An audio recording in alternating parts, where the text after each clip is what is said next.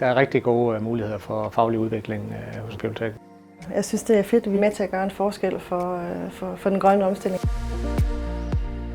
På det personlige plan, der rykker man så meget ved at være her, synes jeg. Jeg har lært masser af de 10 år, jeg har været her indtil videre.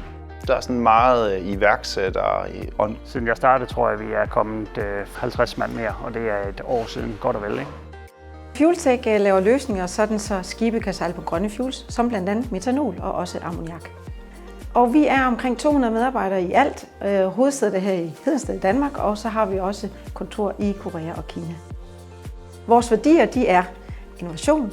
Vi har også meget med kvalitet naturligvis, ordentlighed, vedholdenhed, og så er der partnerskaber. Jeg mærker rigtig meget til værdierne i Fueltech i forhold til den måde, vi arbejder sammen med ikke bare de nærmeste kolleger, men generelt på tværs af afdelinger. Altså, folk er ordentlige med hinanden. Du kan godt sige ting til hinanden. Du kan godt være uenig lige så tost du vil, men det foregår ligesom ordentligt, en ordentlig tone. Det er nemt at gå på arbejde, det er nemt at være til. Vi har en meget flad organisation. Det er fedt at være her. Vi har det super godt uformelt på tværs af afdelingerne. Altså, der er ikke ret langt fra beslutning til handling, så der er rigtig, rigtig store muligheder for faglig udvikling. Vi har introduceret et nørdemøde, hvor vi som ingeniører kan få lov til at dyrke vores fag. Så det er med at grave dybt.